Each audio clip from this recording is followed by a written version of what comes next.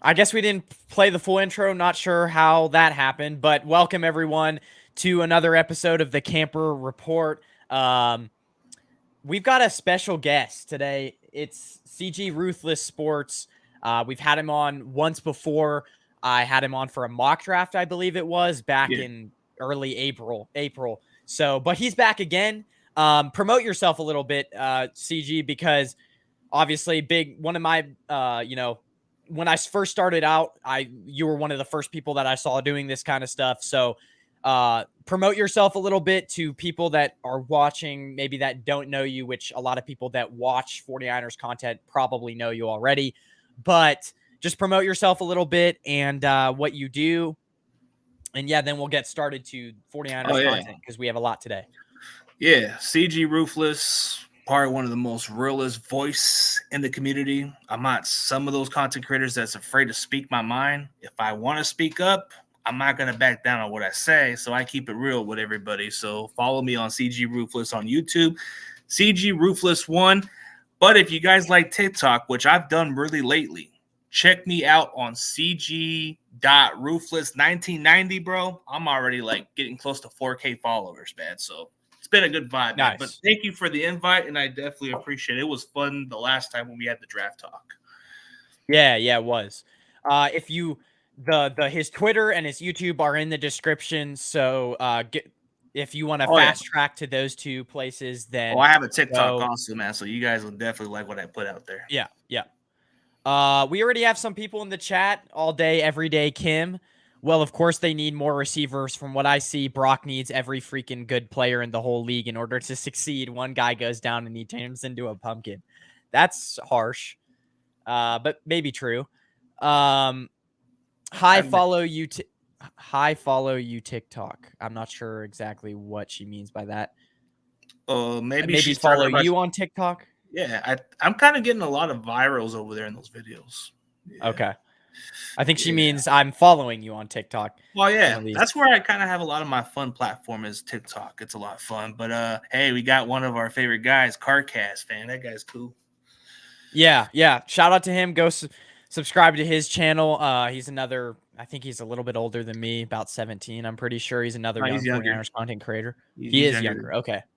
Yeah, he's a good kid. Um, yeah, so shout out to him. Go subscribe everyone to his channel. But let's get into the first topic of the day. We're gonna get to some of the Jaguars, how they're gonna beat them, and then we're gonna get into some other talk. But this is kind of talk that happened a week ago. It's pretty old, but I did want to kind of, because I didn't really cover it last week as much. I wanted to get your thoughts on it though. The Chase Young trade. Was the Chase Young trade confusing to you? Would it have been better to go get a receiver like Adams or Devontae Adams, since the receiver position looks to be more of a weakness now that Deebo Samuel is dealing with injury issues? I mean, this was something before the season we were thinking it's one of our deepest positions, and I still think it is if we use all of our weapons. I mean, you have Ronnie Bell, who in that Giants game he looked good, so like, why don't we use him? But we've seen that type of thing happen with Kyle Shanahan, where like he tends to get focused on his star players and nobody really else. So should have we went somewhere else with this Chase Young trade? Was it kind of confusing to you? A few weeks ago, I remember saying this was going to be a realistic trade. I remember saying that Montez Sweat and Chase Young would be more realistic trades than Daniil Hunter and Brian Burns, and a lot of other Niner fans were probably like saying, Right. "Dude, no way we're going to get this guy." And I said it wouldn't surprise me, and I even predicted we'll give up a third for this guy.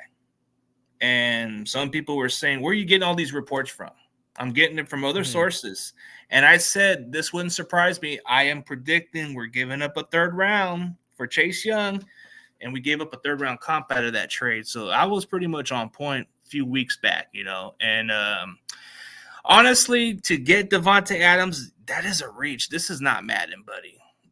If we were going to Right. get a wide receiver, it would be Hunter Renfrow because he would be cheaper. He plays the slot receiver. He is a guy you can use in different ways, exactly how we were supposed to use Trent Taylor that way. I would say that would have been Mm-hmm. the realistic trade was Hunter Renfrow. He would have been cheaper option. He would have been a nice receiver depth piece. Maybe he would have played more snaps than Jennings because he's a good slot receiver type guy. that would have been the guy I would have targeted than Adams, if I'm being honest. That's a good one. And I mean, you mentioned, you're thinking outside of the box because, like, when I was doing a stream a few week ago or so, you were saying Marcus Peters, which I'd never thought of that name, but now that I'm thinking about it, that would have been amazing too to go Veteran and get. presence. Yeah, it really would have. I do think that the receiver position, it's like Ray McLeod, and then obviously you have Jawan. Sorry, Trent. Ronnie Jawan Bell. Jennings. Oh, Ronnie Well, Bell. Jawan Okay. Jennings, but also Ronnie Bell as well. Yeah. It's just I don't know, like Kyle Shanahan, like I said before, when he tends to, it tends to take him a few weeks to kind of adapt to the players that he has. Which maybe he just was getting used to life without Deebo Samuel. And maybe he didn't trust. I mean, the biggest thing with me that I think Kyle Shanahan does, like his issue is he just doesn't trust a lot of his players outside of Brandon Ayuk, George Kittle, Deebo Samuel, and then I guess those, and Christian McCaffrey, obviously. Oh, But I'd say that, like, at some point you kind of have to take those risks. Especially when you're trying to win, trying to get off of a losing streak. So yeah, you got to build trust with him. And I was hoping they were going to use Ronnie Bell, but they didn't use him at all as much. I was kind of disappointed how Shanahan. he had like 4 catches in the Giants game too, right? No, he had 3 total catches this season. 3. He had 2 catches in the Giants. Okay. As far as Ray, it's kind of like he's good on certain occasion, but I would rather use it more on Ronnie Bell because I know with Ray he's returning kicks. Use Ray in certain package plays, but Jennings has kind of been like a go-to receiver if they give him some targets. But like you said, outside of the receivers we got, it's hard for Shanahan to trust those guys. But since you wanted to go with the receiver guy, I know there was maybe a very few Niners content creators who were on that same route as me when I kind of threw Hunter Renfrow in the conversation because I felt like if you want to fit into the system, you want to get a chain mover guy, a guy who would separate and actually run those best. Like he runs the China routes. He does all kinds of stuff. He's a mismatch. And the way how the Raiders were underutilizing him, he would have been a steal on this offense. He would have been exactly what we wanted Trent Taylor to be like. And the other thing is, like, before we move on to the kind of the comments, I'll say that George Kittle, when in the past, I feel like when other people used to go out, used to like abuse him. But now it's almost, I feel like this season more than ever, starting to see the decline of how you can't really use him as much. I mean, he only had like 3-4 catches in the Bengals game. And I know that Bengals linebacker group, I talked to a guy last week, is really good, but I still just think that they're really more than ever this season trying to save him for the playoffs. So, actually, go ahead. Actually, in that Bengals game, he had one of his best performances by season by far. Okay. I mean, if you look at the production, if you look at George Kittle's last game, I think he had over 149 yards. And really, was it that much? Yeah, look up the maybe stats. I'm tripping. Nah, because he's kind of been underutilized. You're making a good argument. Oh wow. Okay, never mind. I am sorely wrong. Wow. I mean, maybe I was talking about last game. The other last game, he probably wasn't much of a. I mean, Minnesota, he kind of played okay, not so much. But in the other previous games, he's kind of been a non-factor. But outside of this game against the Jags, this was probably his best game since the Giants game. So, yeah, he's never like in the previous years. We've always tried to find ways to get Kittle involved. But like you said, just not much production for quite some time because he's kind of been more as a blocker than he is as a receiving tight end. It's because maybe they don't trust the tackles as much on the blocking assignments, and they've been trying to use Kittle as another like what is it, like a 6 tackle guy to help out a little bit. Yeah. I don't know. When I was watching that game, he didn't seem as much of a force as he has in the past. But now that I think, 9 catches is quite a bit. But let's get to the a little bit more of the comments. Daniel Barry, Sports Highlights. I think he's a first on the show, so shout out to him. He says, hey, so thank you for hopping in. Crazy Juice. I think these are all on your channel. Says, sup CG. Randy Daytona says, let's go. CarCast 49ers talk next week is going to be tough for the 49ers. Jags on the rise. T-Law, Calvin Ridley, ETN, Christian Kirk, a scary amount of weapons. Our secondary needs to hold up. Yeah, he hasn't learned about it. Like, as far as Jaguars, their offense is very explosive in some ways. Like, Travis Etienne is kind of like if you're thinking Christian McCaffrey's like the best all-around talent, Travis Etienne isn't too far off. Like, he's actually really good. Like, you look at Christian Kirk, he is kind of like he's kind of more of a possession type receiver, but kind of gives you the big plays, kind of like how Deebo Samuel looks like. But this kid's up and coming. Calvin Ridley, I thought that was a steal for the Jags to get this guy coming off. It was. But T-Law, he's kind of been improving ever since Doug Patterson's the head coach. And the only thing you might be concerned about the Jaguars is their offensive line. But I've seen Lawrence throw the ball pretty quickly, so we might have to find better ways to adjust and try to get to him. Right.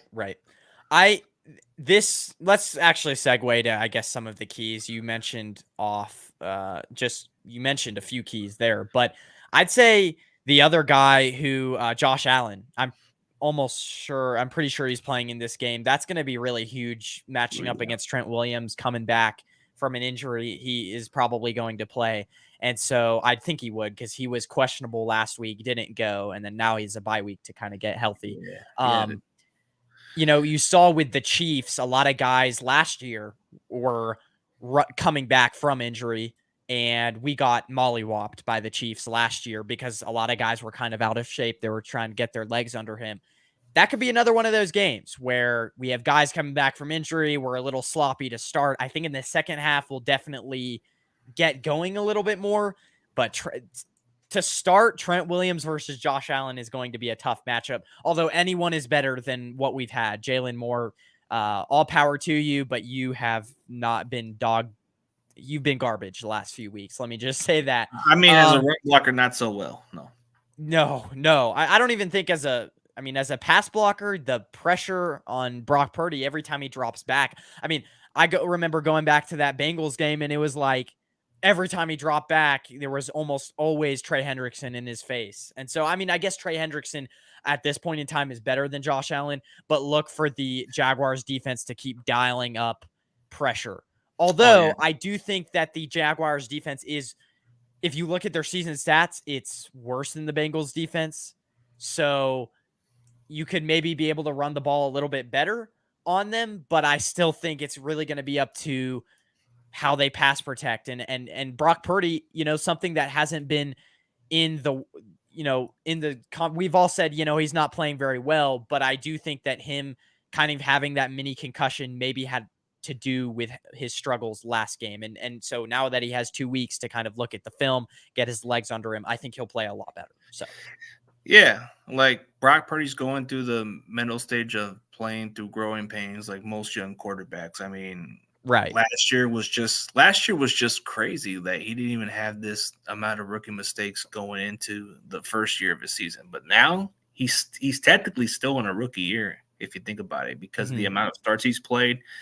I think he's played an entire 16 or 17 games under his belt. And with this amount of experience, he's got a track record of winning, but the last 3 games it's been losing. Can you blame him for the losses? Like you said, maybe the concussion could be the factor to what happened, but you look at the entire what could have happened. If Jake Moody made the kick, we would beat Cleveland easily. Right. If Steve Wilkes would have did a better job on the defensive situation that we were doing, maybe it would have been a different ball game.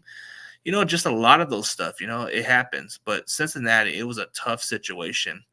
And maybe the hit from Brock Purdy was pretty much the factor, but man, he was in good position to put us in position to win, but just a couple of critical mistakes is what cost us against the Bengals. Like, he was moving us down the field. It's just our defense wasn't holding up, if I'm being honest.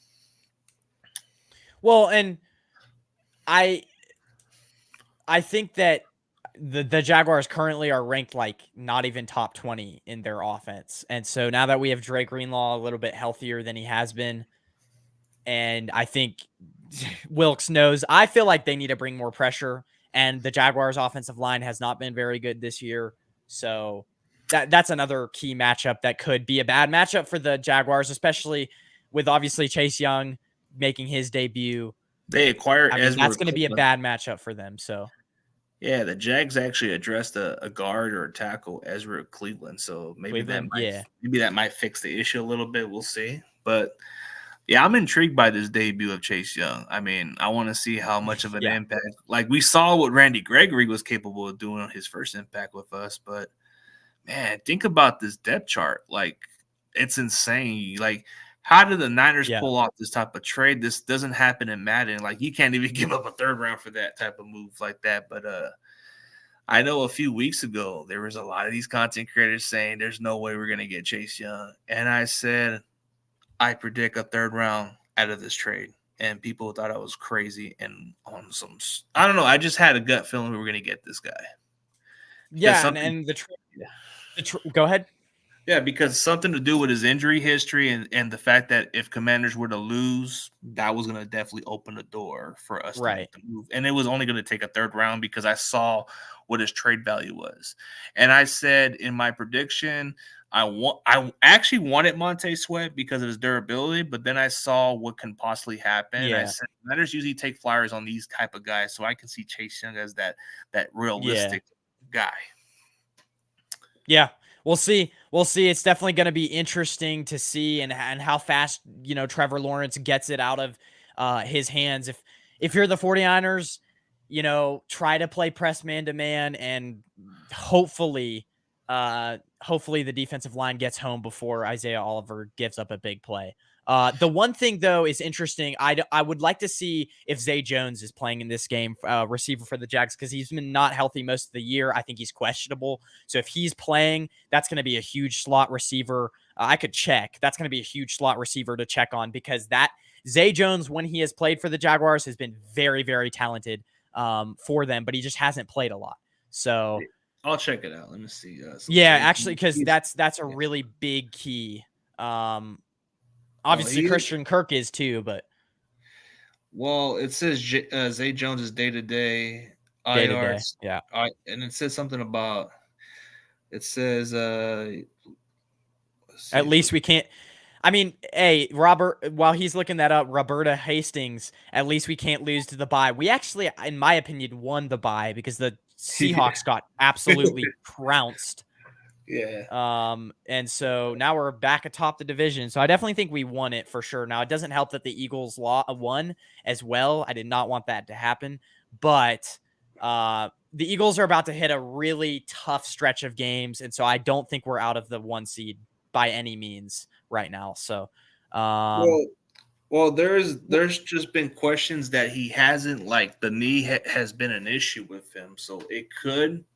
They're trying to practice him, but there's a possibility it can be more setback on him. But if he plays, he plays. It probably won't be much of a factor, like limited actions or something. That's good. That's good. Before we move on to some of the other topics, your quick final score prediction for this next week. I honestly think the 49ers will win. They can't lose 4 straight. I think it's going to be a really, really close game, though, like it is when, injury guys are coming back from injuries. But I think off of the bye, it's not like it's a super weather game because it is in Florida. So I think it's going to be, close one. I don't think the 49ers get to 30. I think it's going to be 24-23. Ooh, I like that scoreboard, actually. Not bad. Yeah. I think this is the kind of game where we get a get right game. You may be surprised, but I think we're coming at a good timing. And I think Jacksonville, don't get me wrong, they're a very good football team, but like you just said about their defense, it could be worse than the Bengals. Something just tells me we're going to actually have a really good performance. Like, I think we're going to be able to wake up and come back to the way we were playing. So I'm not trying to sound cocky or arrogant, but I just feel like this is going to be coming back to the Niners that started off the first 5 weeks of the season. Something just tells me differently. I'm going to just say 31 to 17, I think, because I think what can factor us is it's going to be a close game in the beginning until the second half, which we don't give up the most points out of anybody else. like second half, we always give up the least points, and I think this is where we definitely finish the game. And McCaffrey has one of his best games, and plus we'd be able to expose some of their run defense. Yeah. Some of their secondaries are going to have some costly penalties.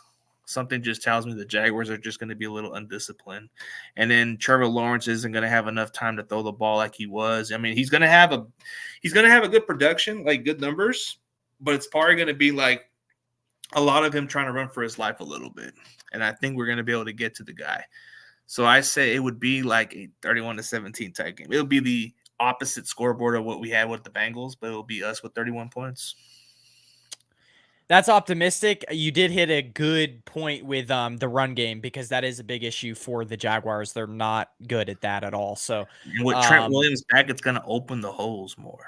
Yeah, so yeah, you for got to sure. think of it. And, think of the again, well, and again, they're not good up the middle. Now, they do have Trayvon Walker, who he is actually hasn't played great this year. He has he's been a good PFF doesn't say everything, but 57.4 PFF grade is not great. So. Yeah, that's where we're going to expose them most. And Trent Williams coming back, which I believe he is coming back. That's just going to make our offense back to what it was. And then I think Chase Young just creating pressure on Trevor Lawrence is going to be a huge factor. Like, if you look at the last 3 weeks, our defense has been like just giving these offense more time of possession. That's why we haven't been scoring as much as we did. So it's going to change. And I think the running game is going to be the huge factor. And like you just said about Jaguars defense, like it can be a little suspect. Yeah. They got a good record because they got a good team, but I think – well, they also haven't played a ton of elite defenses this year. They played the Saints. I think really the only other team that they played that was like super elite, not defenses, offenses, were the Chiefs, like week 1 or 2. So yeah, Chiefs. This but is definitely the biggest test. Yeah, the Texans gave them a problem. So yeah, I can see where you're coming from. So they haven't really played a good team. It's kind of like playing like the Dolphins. Like, who do the Dolphins beat?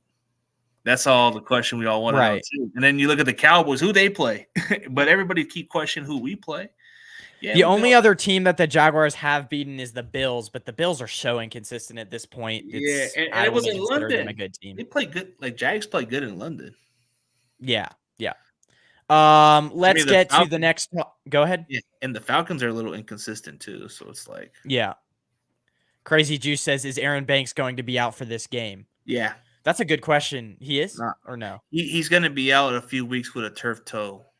So he had a turf. Oh, right. Yeah. He had a turf toe injury, which would probably take him a few weeks to recover. But we got John Feliciano, who should be able to line up at that spot and fill in that role for him. So that's the injury I'm hearing about. But the good news is it shouldn't be an issue for him to miss the season. It'll probably be a few weeks. Turf toe, though, you have to be careful because that's an injury that can linger. So moving on, though, Jaylon Johnson, 49ers and Bills were in talks with him. I wanted to kind of get your thoughts. Like, obviously there was a price tag that the Bears were not willing to go below. How much do you think it was? I mean, there's been different price tags that corners have gone for in the past. Maybe the Bears were kind of comparing, okay, if Jaylon Johnson is this and this good, then we're not going to go below this and this number of picks, So how much do you think the 49ers were willing to offer, and how much do you think the Bears were willing to give up for? Well, like, how much do you think the Bills were willing to take before they traded Jaylon Johnson?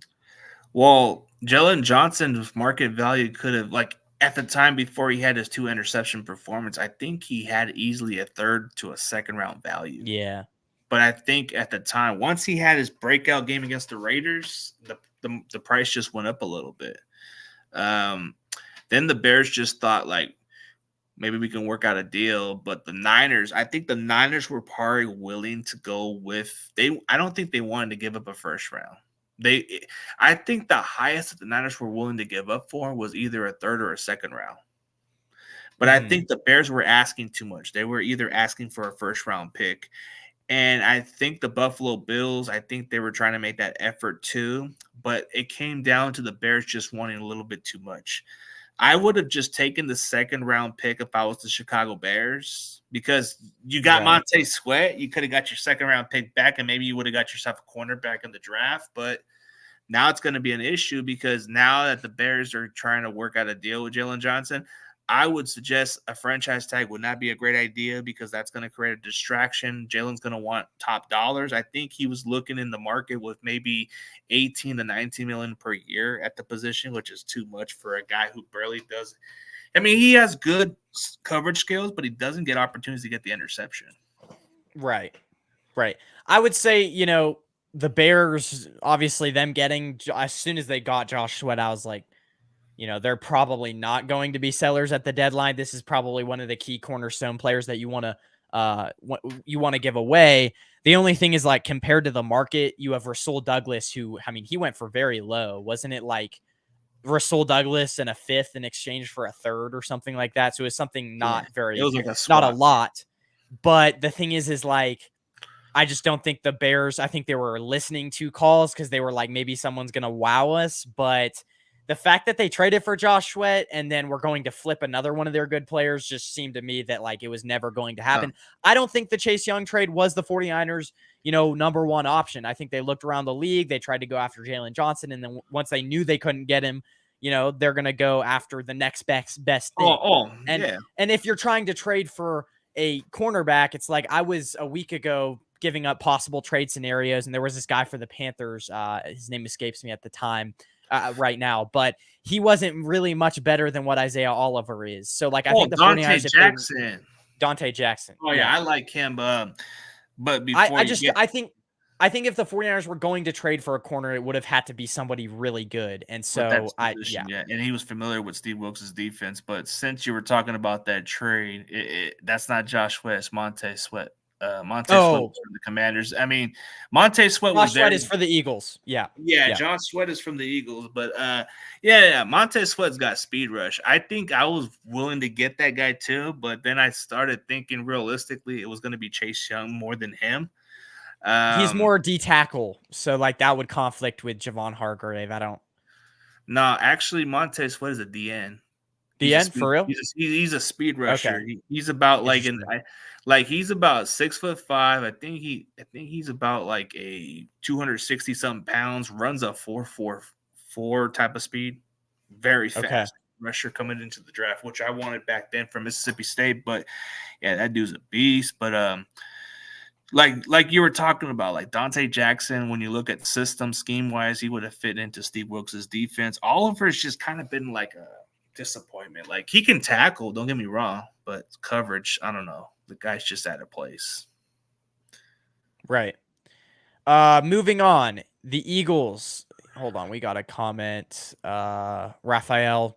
I can't pronounce that last name, but he said salute. CG. I don't speak Spanish. I'm assuming that's what it is, so I'm not going to try. I would butcher it. My Venezuela guy. Yeah, salute.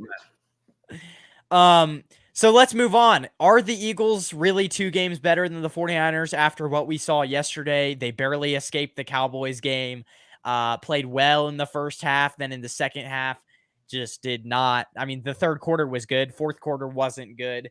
Are they really 2 games better? Again, the 49ers aren't out of it because, I mean, the Eagles' next few games is going to be really tough. They obviously play the 49ers at the end of November, or I think it's beginning of December. And so the 49ers, they just have to win and hope that the Eagles at least lose 1 game, and then they can get back in. And then beat them too. But if you're going by the record wise, it's pretty obvious. But if you're going by the performance, it's a little concerning. I think maybe the NFC could be wide open for the number 1 seed, but as far as the Eagles, they just find ways to win ball games. So it's like, I just want to see how they perform, like, against us. Maybe we can redeem ourselves. But as of right now, the Eagles are just pretty much the better team. Like, I mean, they only lost to the Jets, which those are the kind of games that slip out a little bit. But I haven't seen another game that they slipped out on. So it's kind of hard for me to pick against them when they actually have the best record right now. It doesn't matter how you win ball games. You can win ugly. You can win a dominant fashion. I don't care if Jalen Hurts throws 7 picks as long as the guy wins the football game. At least he's going gutsy. But it's just a metaphor the way I'm saying it. But I will say, though, that the Vikings last year, they were winning a lot of these games by one score, and then they played a good team, and then they would lose. So I will say that if they have the Eagles have the Chiefs and Bills coming up. The thing is like I feel like they would beat the Bills, but it is in Buffalo. No, actually, it's in Philly. But the next game's in Arrowhead at the Chiefs. So that's gonna be tough. I would say though that like even if they lose to the Chiefs, the 49ers, their schedule is not super easy either. So I don't know. We got Baltimore coming up after that too. So it's like Christmas. Yeah. We got Baltimore. They're just steamrolling opponents right now, like the NFC. So Baltimore's looking really good. Yeah, and their run game, Gus Edwards doing really well, and then they have another running back. Ethan Mitchell, that guy's yeah. He's got speed. He kind of looks like another Raheem Mostert. Like this dude got some speed. Yeah. Hey, what's up, When their offense. Oh yeah, Bay Area throwback says what's good. Their offense too for the Ravens. It's like the Greg Roman, them getting him out of there and then replacing him from an offensive coordinator from Georgia, I believe, an ex offensive coordinator from Georgia. They brought him over. What? I think his name is Monkins, right? Yeah, Monken. Yeah, Todd Monken. But they brought him over, and their offense this year has looked completely different. So that was 100% the fix. Yeah. And really, the whole key to it is Lamar Jackson. If he can stay healthy, he's an MVP candidate. So yeah, that's going to be tough for sure. The only thing is like, go ahead. Yeah, like he's got weapons and all that stuff this year. The receivers are not that bad. Right. And the only thing is like, okay, going back to the Niners, right? If you get the second seed, who's to say that you make it back to the NFC Championship game? Because you're maybe even playing the Lions in the second round of the playoffs, most likely, or maybe. And that's, I don't want to, I mean, the Lions defense isn't great, but their offense, I feel like would absolutely cook our defense. So it would be a tough matchup overall. But like you said, if we can get the number 2 seed, it's not the end of the world. It can really be. I've seen a number 1 seed team actually lose in a playoff game where they should have won. But I mean, if you get the number 1 seed, you're playing a 4 seed, which like right now as it stands is like what the Saints or the Buccaneers, like the one that whole division looks terrible. Saints and Buccaneers, it seems very suspect. But I'm going to say this. I think New Orleans is going to – I think Atlanta is like a team that everybody's sleeping on. But I was thinking that New Orleans can sneak in. So it wouldn't surprise me if the Saints get it together.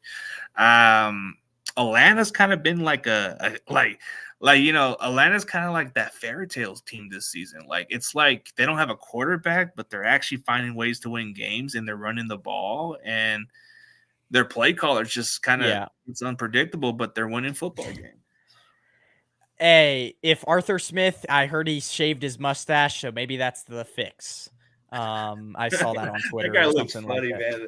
Like, I'm looking at this coach. I'm saying, does this guy look old enough to be a 50-year-old type of a janitor or something? Have you ever watched? I saw a comparison a few weeks ago, and it said he looks like Horton Hears a Who. The movie Horton Hears a Who. He looks like Horton, or it was some character from that movie. Have you seen that? It's a kids movie. Oh, I've seen it a long time ago. Yeah, that one guy with the mustache, right? Yeah, I can't remember if he looks like Horton the elephant or if he looks, it was some character in there. And when I saw the comparison, I was like, that's exactly what it is. But I can't remember the name at the time. So. No, but Arthur Smith looks like one of those police chiefs with the freaking mustache right here. Like, like those police, like those police people that have the mustache. He looks like one of them cops. Yeah, prototypical. Like, Grandizer coming. Yeah. Grandizer, big Dolphins fan. I had a Patriots content creator on a few weeks ago, and Grandizer was going, since he's a Dolphins fan, he had a huge rivalry with this Patriots guy that I had on the other few weeks ago, and I had to kind of like, I was like, I don't know if I should like remove some of his comments, but like I didn't do anything. But it was kind of funny to see him and the Patriots guy go at it in the comments after the live stream was over. But Grandizer says, "Hey, it's Ben and CG. Do the 49ers have enough corners? Should be the question, right? You both brought this up 3 weeks ago. I honestly, we already covered that, but I don't think so. I guess we got Womack back. I saw we activated him. That I don't know how much of a difference that will make, but Yeah, I think when we get Womack and I think Luter is somebody that we're very high on. So it's like Luter is like a 6'1" cornerback. He's got nice links at the position. I've heard a lot of good things about Samuel Womack from last preseason. I heard that he could actually fix the nickel spot, which that's where we're gonna have him play at. But it's kind of hard to take a spot off of Oliver. But I think if I'm the coach staff, I would try to find a way to get Womack into that lineup at least. Maybe that will fix the problem. But one thing that we've been struggling lately is the tackling. So tackling's been the issue. Maybe with Dre Greenlaw getting back to healthy for once, maybe we won't miss as much tackles this time. he's been probably the MVP of the defense, I'd say. His energy past the line of scrimmage, I mean, is like just really great to see when he is healthy. And I saw a stat the other day, Isaiah Oliver, it was like something crazy, like he's almost given up every single catch that has been targeted towards him. Yeah, Oliver's just like kind of like he's the kind of cornerback that just kind of has. He's a decent tackler, but he's a good not tackler. A good coverage but he's guy. like this kind of guy in coverage. He says, "Oh shoot, the damn sunlight! Oh, where'd he go? Where'd he go?" Yeah, I mean, I saw that coming because against the Raiders in our preseason game, he was giving up catches to third stringers who I didn't even know the name of. That's how bad he was. So, yeah. And then, yeah, I guess Veteran says he agrees with the Grenades and ham one. wait, where? I think he's talking about how you were talking about that Patriots fan, but there's yeah, that guy was delusional. I was not rude. I was like, what is he watching? I don't think he was that delusional. The thing is that Patriots guy was roasting his own team. He said the Patriots sucked, which I fully agree with. So I don't know how he was delusional, but I guess it's okay for some, but I remember Grandizer. No, you weren't really rude, Grandizer. I was just it was funny to see you guys go back and forth. I've seen some stuff where Grandizer kind of has his moments sometimes, but it's kind of funny. Like he had this one moment with a Rams fan, like this guy that I had on my show. He called that guy a prick because he didn't understood. He misunderstood what he was saying, and I think I told I told the Rams guy about it, and then he kind of just felt bad about it because he didn't know what he was talking about, And I explained everything. Are you talking about Payo time? No, it's another Rams guy. He doesn't like him. It's Ramsaholic. He called him a prick. But yeah. But he doesn't like TD. Yeah, he doesn't like TD Finn. That's one Dolphins fan he does not like the most, but he's a good dude. Yeah. Shout out Grandizer, regular on the show. So, thanks for supporting the channel each and every week. Is it evident that the 49ers drafted tackle next year in the first round, and would it make sense to trade Deebo as well? This is kind of a topic that I was thinking about. I was talking to my brother, and I was like, is this kind of a real thing? Because Trent Williams, I mean, the fate of the 49ers, I would agree, is on a 36-year-old who now for 2 years in a row does not stay healthy a full season. And without him, we have no depth without Brunskill as well. So, I mean, I think in this next year's draft, I think we need to get a tackle. I don't care what round we get them. I would rather get 2 tackles in the draft. Yeah. Build around. Just like how Seattle did it. You know how Seattle got 2 of those other tackles? And they're both starters. So, even though they got, Cross and Abraham playing on the other side, that's a good way to build your offensive line. So I think for the future, we're going to have to prepare for without Trent Williams at some point. But, yeah, I think trade-wise, I don't know, trading Deebo for what assets? I mean, it would be hard to replace. His stock is pretty low. It's just, I think even if we were to trade him, how we're going to replace the guy's production? He fits exactly how we run our offense, but I think he's only good for another year or two, and then maybe we move on. But I think Ayuk is the guy we need to extend. Yeah, and he's the most consistent. I mean, he might not make a huge difference in some games, but, Deebo hasn't had the greatest year. And so The reason why I say that is like even if you could get like what a second, I feel like he would go for Deebo. A lot of Which that's teams, his I mean, original round, yeah. yeah, and the thing is like the Falcons too. I mean, Arthur Smith, give him to him. That's definitely so many coaches want to coach Deebo. The only thing is like, can you find and I haven't really looked into the receiving class. Can you find a guy in next year's receiving, class that matches that production? Or, maybe you trade or you get a guy in free agency that is similar to that. I mean, I don't know. Maybe you I try mean, and there's go and trade for Devonta Adams, so. Davante Adams is too much money. He's more of a legit number Yeah, one. but the thing is like if you get rid of Deebo's contract, then you could probably afford it. So But do you really think the Raiders are going to give us that guy? That would be dumb on their part. I don't know. Like, probably not. but if you want it, like, okay, since we're going But into maybe he requests a trade. I mean, that Raiders team yeah, is a it would crap be, show. it would have to be an offer they can't say no No to. to. But if you're looking for a receiver that can replace him, like replace Deebo at some point, there's a couple of players who probably haven't been utilized the right way. I mean, I believe Carolina Panthers have this guy Laviska Shenault. He's got that kind of skill set that you can use him as like that type of Deebo type player. There's another guy that I checked out, and I'll tell you what, the way Tennessee's using him, he's not fitting into their offense. Like this guy Treylon Burks. Yes. Yeah. This is the kind of guy I would try to make Yeah. a trade for, if I'm honest, because I see potential, and that's exactly how they're just not using them right. Right, and the system, like he even said, he compares himself to Deebo Samuel when he was coming out of the draft, and you look at that system, it's like it's not at all what I mean. I think for the Titans, they need a change at coach.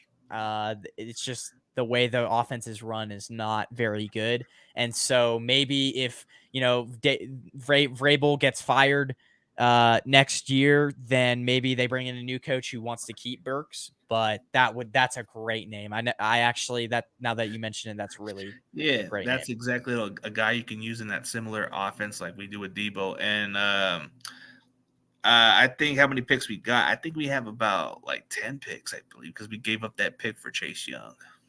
But yeah, 10. Yeah, at least we have a first. I would try to invest a tackle.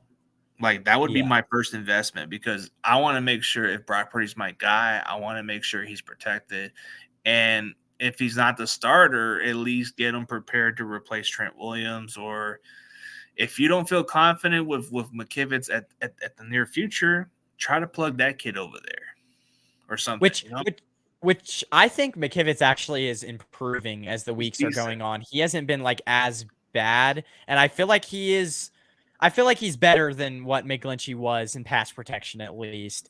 I don't think run protection wise, he's not great, but pass protection, I think he is better. I will say that, like, when is it time for the 49ers to finally just say, okay, this is the draft where we're just going to draft like tons of offensive linemen because we need it. I mean, Burford, but then again, it's like this year, I feel like the 49ers were like, we have a bunch of young guys. Let's see if the development that we're giving them is going to work out. And maybe this is the year that they finally realize, these guys aren't really developing the way we want them to. So I don't think Burford and McKivitz have been bad, but. I mean, when is it time to realize that Brock Purdy is, Drew Brees, later on in his career, he had one of the best offensive lines.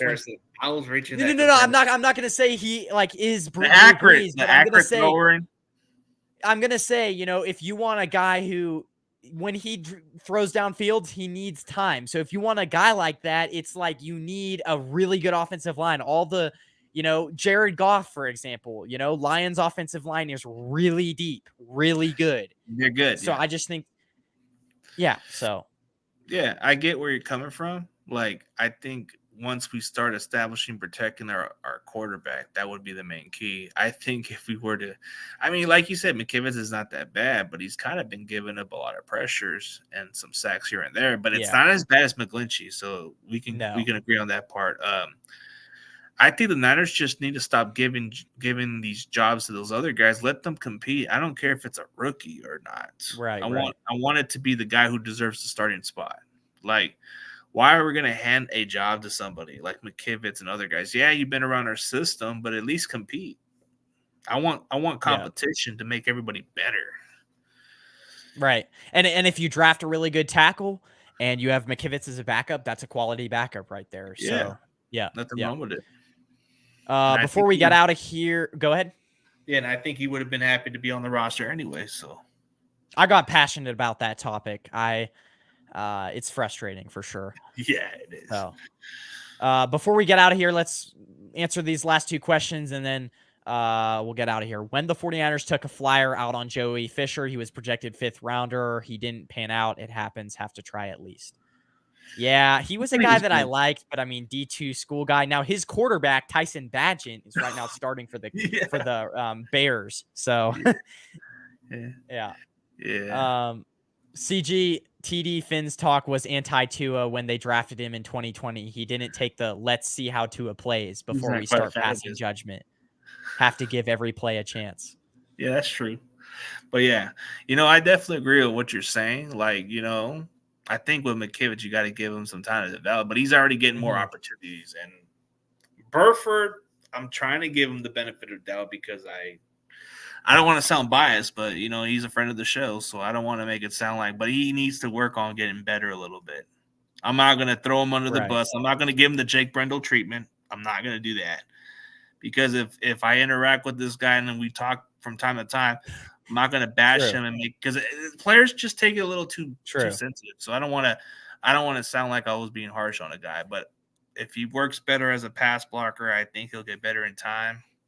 Well, I'm not saying he's like the problem. I think him and, like you said, McKivitz are both really young. And I honestly think they've both improved for sure. It's just, but it's also like how much like they were like McKivitz was 5th round. Burford was 4th round. It's like for where they were drafted, they're actually doing pretty good. Like I feel like our expectations of those guys are a little too high, but you've also got to remember where they were drafted and what schools they came from. I mean, Burford came from UTSA, which isn't like a huge offensive line school. Same with, West Virginia, which is where McKivitz, I believe, came from. Yeah, it's like none of those schools are huge. So, yeah. UTSA is just not known. It's not quite a known college yet, but it's kind of like, like you said.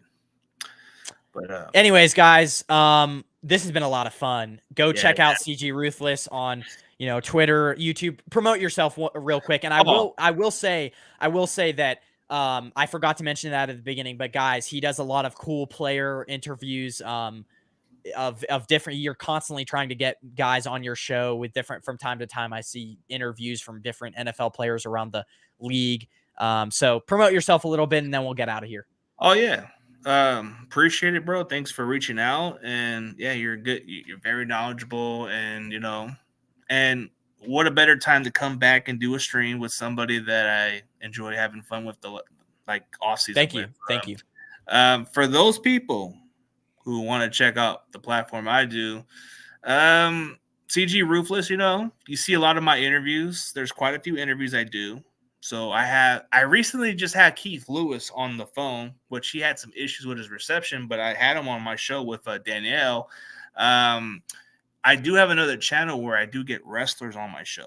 So I do kind of work on different content. I do it separately. I try to keep it non-football on that one because I like wrestling, but most of where I do my platform is either on TikTok, where I got a good amount of followers out there. And for those people who are into TikTok, I'm telling you, it's a lot of fun. But YouTube, I enjoy the vibe. I enjoy the community. And thank you for the invite. Thank you for putting me on the show, bro. It's been a blast. I'm looking forward to many more, man, my guy. Yeah, for sure.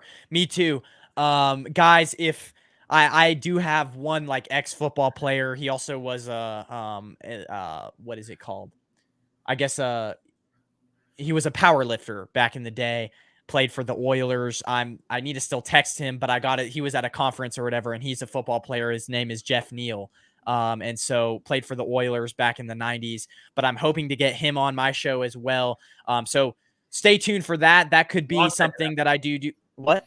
I'll check it out, man. Just let me know what time, or I'll check it on one of your little streams. I'll definitely pop in. But yeah, So Anthony, you know how it is when I rant and do stuff. I just do it for the passion. But I think everybody enjoys that part. I gotta go with it. You know, if it frustrates me, I think frustration with the rage, it's the best therapy. I'll tell you what. right. I rather express it because now I feel better. Yeah, Well, anyways, guys, I'll keep you posted. You know, the once a week 49ers shows should be a regular on my show, so I'll keep you guys posted, and I'll probably be posting a few NFL shows as the week goes on. So we'll see you guys later. I'll be posting show clips from this show as well. We'll see you guys later, and have a good rest of your evening, everyone. Go Niners.